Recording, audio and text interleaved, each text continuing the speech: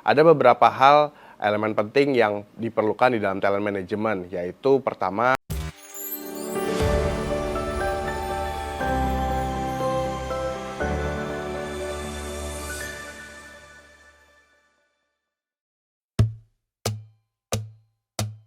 terdapat langkah-langkah yang dapat diambil untuk memastikan perusahaan untuk bisa merekrut talenta yang tepat. Yang pertama adalah dengan mengidentifikasi kebutuhan posisi dan menentukan secara jelas posisi yang dibutuhkan, kompetensi, keterampilan teknis, dan soft skill yang dimiliki kandidat. Yang kedua, dengan melakukan profiling ideal karyawan. Seorang HR dapat membuat suatu deskripsi pekerjaan secara rinci, mencakup tanggung jawab, persyaratan, dan kualifikasi ideal, dan juga kesesuaian budaya agar talenta yang direkrut cocok dengan nilai-nilai perusahaan. Yang selanjutnya, perusahaan juga bisa membuat citra perusahaan sebagai tempat kerja yang menarik, dengan membangun reputasi sebagai perusahaan yang baik untuk bekerja, dengan mempromosikan budaya perusahaan, kisah sukses karyawan, keseimbangan kerja dan kehidupan, serta program-program pengembangan karir di depannya. Selanjutnya juga perusahaan dapat menggunakan platform seperti LinkedIn, Instagram, atau Glassdoor untuk berbagi konten menarik tentang lingkungan kerja perusahaan, serta testimoni dan karyawan yang menunjukkan bagaimana perusahaan mendukung karir dan kesejahteraan mereka. Hal ini perlu dilakukan suatu simulasi atau tes praktis yang berkaitan langsung dengan tugas di pekerjaan yang akan mereka lakukan. Misalnya, jika perusahaan membutuhkan seorang analisis data, maka berikan tes-tes analisis data.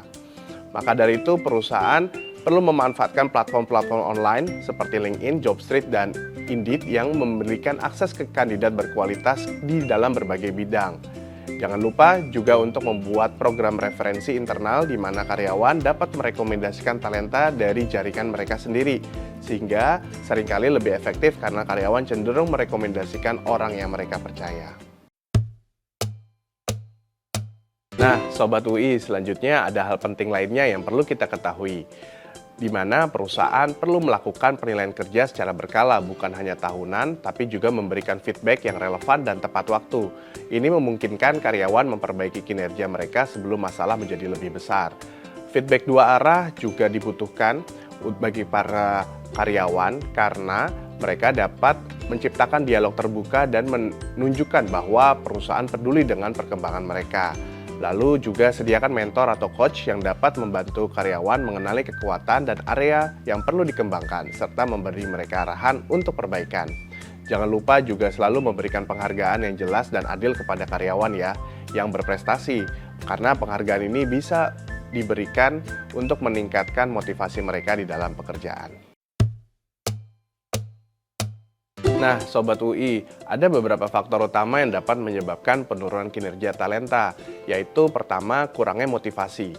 Hal ini disebabkan karena ada beberapa faktor, yaitu kompensasi tidak kompetitif, penghargaan yang kurang, dan tidak ada tujuan yang jelas. Karena jika karyawan merasa bahwa gaji, bonus, atau insentif mereka tidak setara dengan upaya yang mereka lakukan atau tidak sebanding dengan pasar, maka motivasi untuk bekerja secara maksimal bisa juga menurun. Yang kedua, adanya overwork atau burnout. Hal ini disebabkan oleh beberapa faktor juga, yaitu beban kerja yang terlalu berlebihan, kurang istirahat, dan keseimbangan kerja kehidupan.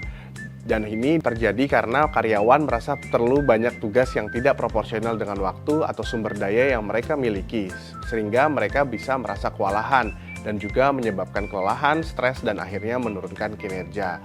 Pada poin ketiga, lingkungan kerja yang tidak mendukung ini hadir karena ada faktor dari kepemimpinan yang lemah. Pemimpin yang tidak efektif, tidak mendukung, atau tidak mampu memberikan arahan yang jelas, dapat mempengaruhi moral dan motivasi karyawan. Kurangnya komunikasi yang baik juga dapat menyebabkan kebingungan atau frustasi. Selanjutnya, budaya kerja yang negatif. Hal ini terjadi karena lingkungan kerja yang penuh dengan politik kantor, konflik antar rekan kerja, atau persaingan yang tidak sehat dapat menciptakan ketidaknyamanan bagi karyawan, sehingga dapat menurunkan produktivitas. Dampak seperti ini bisa menyebabkan ketegangan, terutama ketika karyawan muda dianggap kurang komitmen atau ketika karyawan lebih senior dianggap tidak fleksibel.